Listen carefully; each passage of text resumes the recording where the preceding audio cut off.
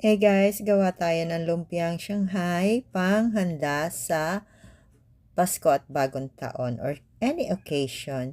Guys, pwede nyo itong gawin ahead of time. Lagay nyo lang sa freezer, then itotow mo siya, saka mo siya pagpirituhin sa mahinang apoy. At meron ka ng lumpiang Shanghai.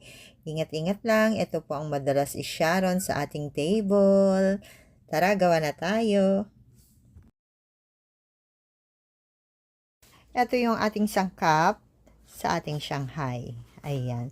Meron tayo ditong kahalating kilong giniling na baboy, carrots, cilantro or kinchay, tapos dahon ng sibuyas, sibuyas mismo, tapos may itlog, may bawang, may nor seasoning, may paminta, may sesame oil, tapos toyo, then syempre may wrapper. So ayan, start na tayo.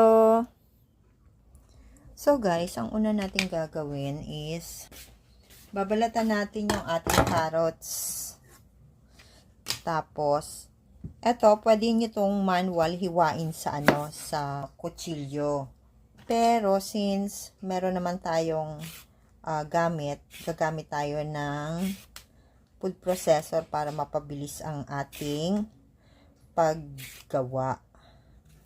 Ito, pwede nyo itong gawin ahead of time. Ilalagay lang siya sa rep, sa freezer. Tapos, pagdating na ng handaan, pwede nyo nang i-prito na lang. So, ang gagawin lang natin dito sa carrots, para naman hindi mahirapan yung ating food processor, ihiwain na natin siya ng maliliit. Kung kaya nyo ng maninipis. Yan.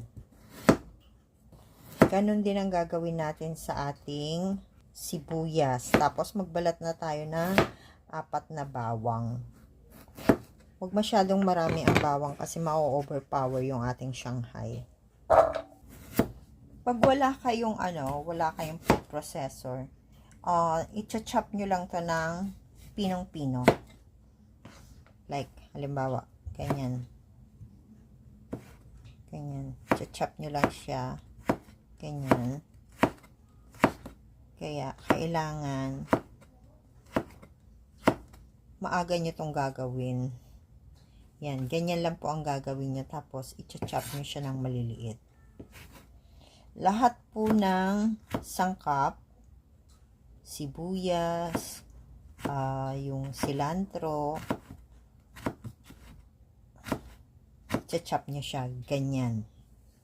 Ganyan kaliliit. And since meron naman tayong magagamit, mura lang po ito sa Shopee, sa TikTok, sa Lazada. Meron po niyan. Meron din yan sa Timo. Maghanap lang kayo ng brand na gusto nyo. Tapos, eto, isasama na rin natin. Yung kung gaano karami, depende sa panlasa nyo eh. Kung gaano karami ang gusto nyong ilagay. Yan. Walang eksaktong sukat yan kasi nasa panlasa yan ng kakain.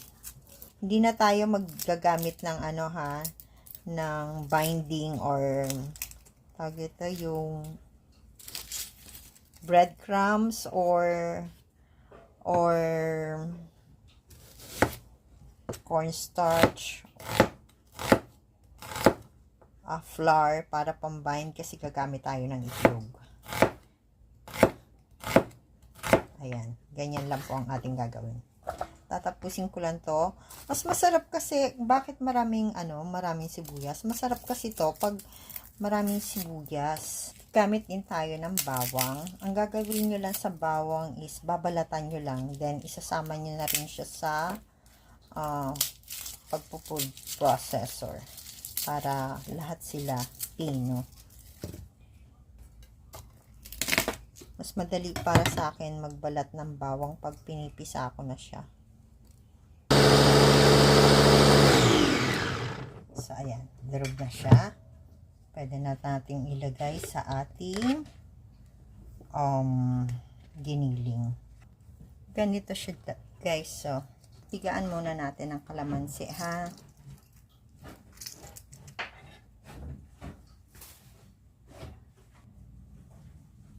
Kahit 2 kalamansi lang, guys, para pantanggal lang ng lansa.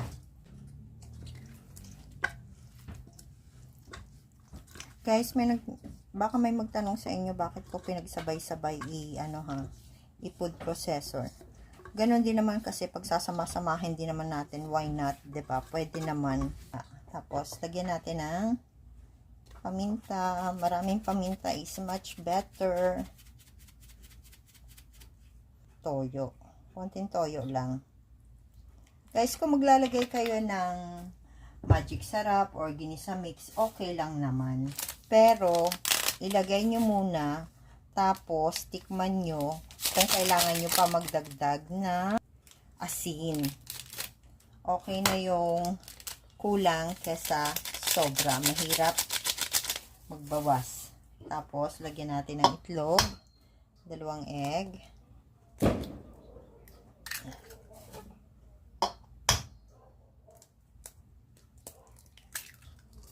Tapos, lagyan natin ng liquid seasoning.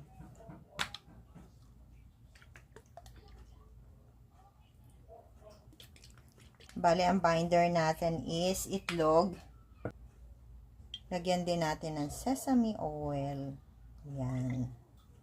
Oh, excuse me po ha, pampamilya po ito, kaya hindi pa ako gagamit ng gloves. Pagkatapos nito, kung gusto nyo, stay nyo muna sa fridge na mga 1 oras or 30 minutes bago nyo i-balot sa lumpia wrapper. Titikman muna natin. Piprito lang tayo ng kaunti. So guys, medyo madilim dito sa aming lutuan. Try lang natin, ha.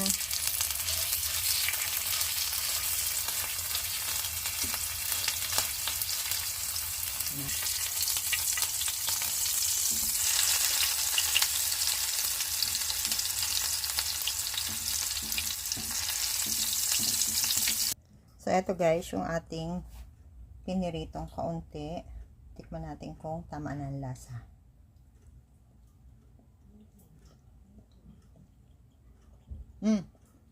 Saktong-sakto lang. Maghiwa-hiwalay muna tayo nito. Para dire-diretso na tayo. Make sure lang na hindi naka-on yung electric fan nyo kasi madali itong manigas. Ayan.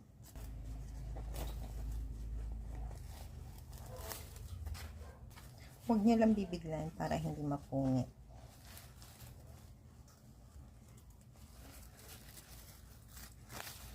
Kung pambahay lang naman, kung kayo-kayo lang kakain, pwede na yung ganyan.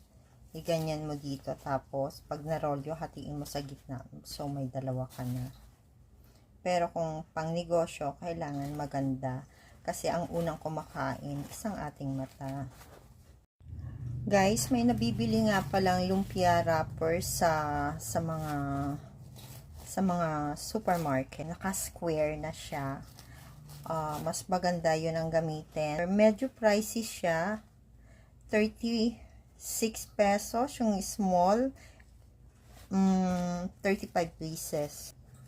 Ang 10 lumpia wrapper sa palengke is nasa 9 pesos lang. Kaya compared mo dun sa square, mas pricey talaga siya. Pero quality naman kasi yun.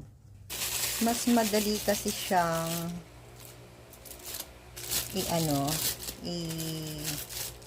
ilagay pag nasa piping bag siya.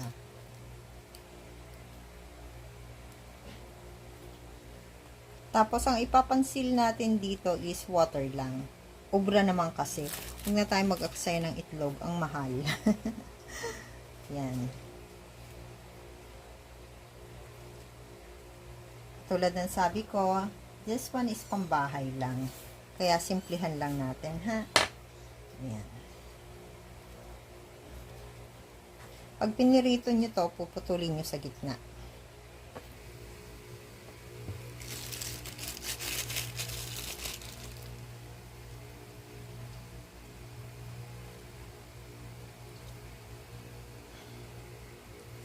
Actually, it's December 20 ng gabi. It's 8 p.m. Gumawa na ako nito nung nakaraang araw pa. Ang kaso mo, hindi naman tinitigilan lutuin ng mga anak ko. Kaya, ayun. Last Sunday, nagawa ako nito. Hindi naman nila tinitigilan. Kaya, gawa na lang tayo ulit. Masarap na siya. Hindi siya kulang sa asin. Kasi baka iniisip nyo matabang gawa ng walang asin. Ganun talaga ako kasi ang ginagamit ko is Ginisa Mix. Nandun na lahat ng lasa niya. Pero this is not sponsored ha. Nakasanayan ko na lang kasi na pag maglalagay ako ng Ginisa Mix, kahit saang luto, hindi muna ako naglalagay ng asin. Lalo't may toyo. Hey guys, ito na ang finished product ng ating lumpiang Shanghai. Kain na tayo! Guys, kung nagustuhan yung video na to, and if you do, please click like, share, and subscribe na po kayo sa channel ko if you haven't subscribed yet. So, this is Ellen saying bye-bye. See you again next time. God bless everyone. Thank you for watching.